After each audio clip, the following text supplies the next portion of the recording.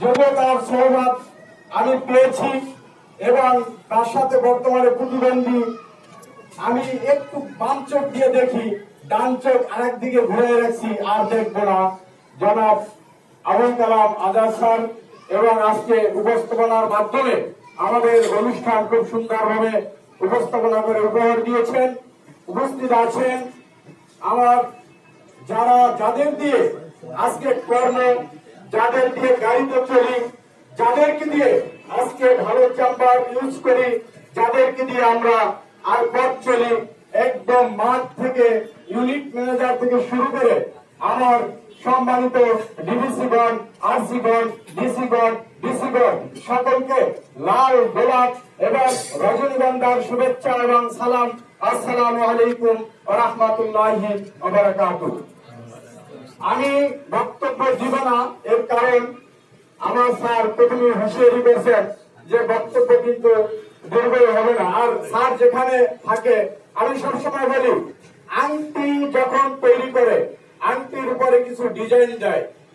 আমরা এখানে যারা বসা আছি তারা আংটির উপরে ডিজাইন, যেহেতু আমাদের এখানে আংটি বসা আছে সেখানে আমরা আংটির উপরে ডিজাইন কোন বক্তব্য দেওয়ার শোভা পাবে না, বক্তব্য দেবো না। তবে একটি কথা বলে আমার বক্তব্য শেষ করব। যে কোনো এক প্রাণী জঙ্গলের ভিতরে মনের সুখে হাঁটতেছেন, তো সিংহ মেরে আপনার এক শিকারী আপনার চামড়াটা ফেলে গেছে। তো ওই প্রাণী চিন্তা করলেন, এই বনের রাজা সিংহ, তাহলে আমি এই চামড়াটা আমার গায়ে পরি। তো উনি সিংহের চামড়াটা গায়ে ধারণ করলেন। ধারণ করার পরে উনি চিন্তা করলেন, এই বনের ভিতরে আমি নিজেই কি সিংহ এবং আমি নিজেই রাজা। তো এখন শিয়াল পাশ দিয়ে যাচ্ছে, অনেকে সবাই ভয় পাচ্ছে, ওনার হুঙ্কার সবাই ভয় পেতেছেন, মুখ আর খুলে না। উনি মুখ বুঝে বুঝে তারপরে হুঙ্কার দিচ্ছেন। সমস্ত প্রাণী মনে করতেছেন যে এই মনে হয় সিংহ বনের রাজা।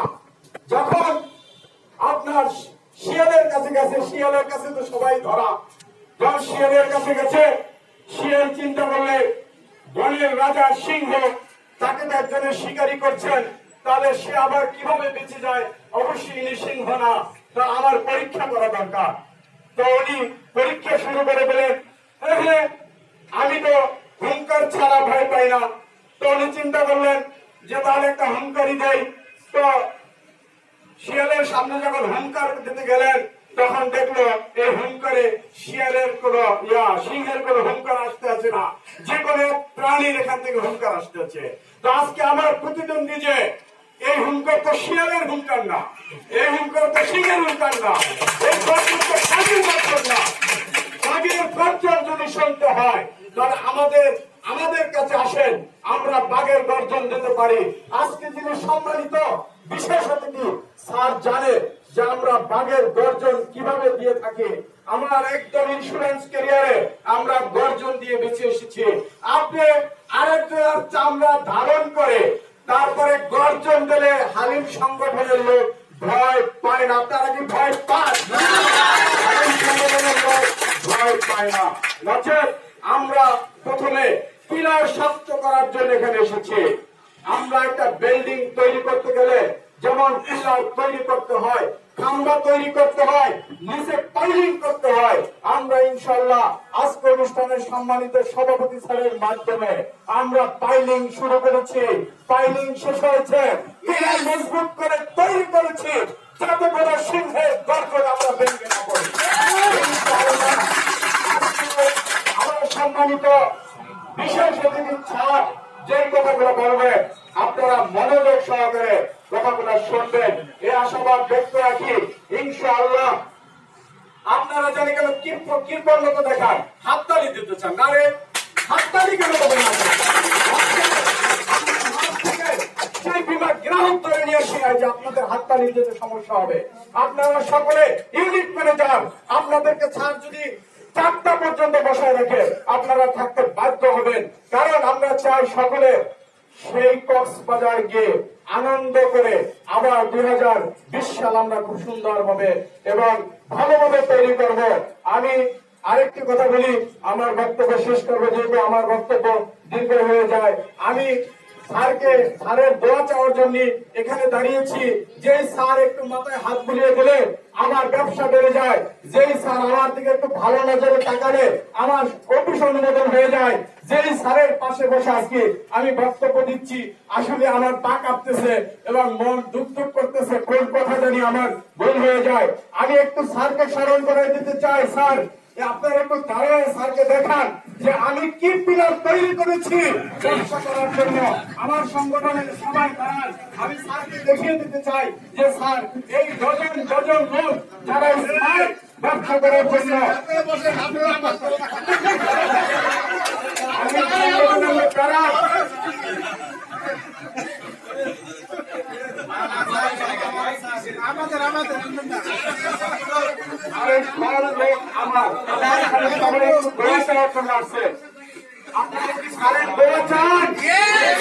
আপনারা কি ডিসেম্বর 15 থেকে ভালো করবেন? সকলকে ধন্যবাদ জানিয়ে আমার সংক্ষিপ্ত আলোচনা আমি এখানে শেষ করেছি। আমি 50 লক্ষ টাকা দিয়ে এই ডিসেম্বর কলেজে ইনশাল্লাহ শেষ করবো। আল্লাহ হাফেজ। রূপালী জীবন, নিরাপদ জীবন, নিরাপদ হোক সকলের জীবন। ধন্যবাদ।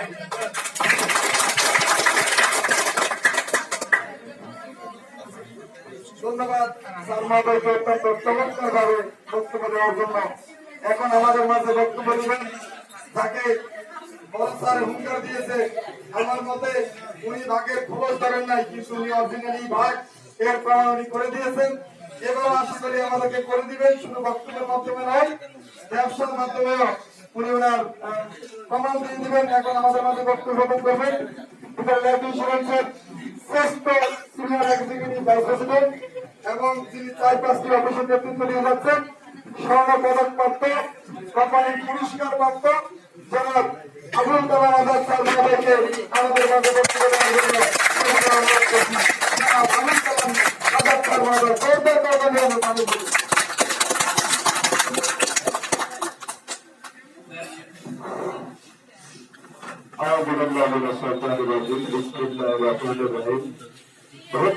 ইন্স্যুরেন্স কোম্পানি লিমিটেড ইসলামী প্রবর্তকতা তখন ফারাঙ্গের সার্ভিসের কর্তৃক আয়োজিত আজকের এই কর্মী সম্মেলনে উন্নয়ন সভার মাননীয় প্রধান অতিথি, প্রধান আকর্ষণ, যিনি রূপালী লাইফকে তিল থেকে তালে পরিণত করেছেন, আজকের মধ্যমানী কোম্পানির ম্যানেজিং ডাইরেক্টর জনাব আরহান গোলাম কিবরিয়া স্যার মহোদয়, আজকে যিনি বিশেষ অতিথির আসন অলঙ্কৃত করেছেন, যার নাম বললে আমার মুখে মনে অন্তরে ভালোবাসা জাগে, আমাদের সকলের রাস্তাঘাটন, সকলের অভিভাবক, যিনি রূপালী লাইফ ইন্স্যুরেন্সের পান পুরুষ, শুধু রূপালী নয়, বীমা শিল্পের অহংকার,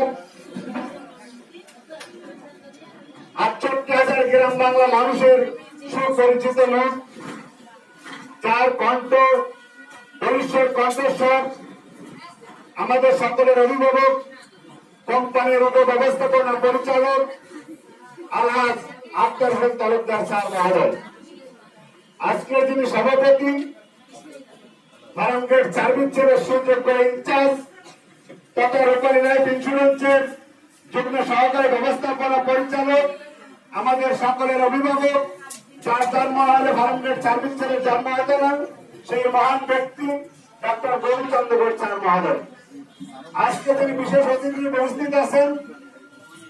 আমার বন্ধু, আমার প্রতিযোগী, প্রতিযোদ্ধা, কোম্পানির সুযোগ্য senior executive vice president Abdul Halim সাহেব মঞ্চে উপস্থিত, মঞ্চের সামনে ডিভিশনাল কোঅর্ডিনেটর পাবনা থেকে আগত আব্দুল রহিম সাহেব উপস্থিত, আরিফা খাতুন উপস্থিত, জিলকত হোসেন রিয়াজ, মানজুম হাসান, মিজানুর রহমান, আমার বাগের বাজার থেকে আগত একসাথ রাজবাংলার টাইগার মোহাম্মদ আলী এবং বিলকিস আক্তার নিপা, তাসলিমা ম্যাডাম সহ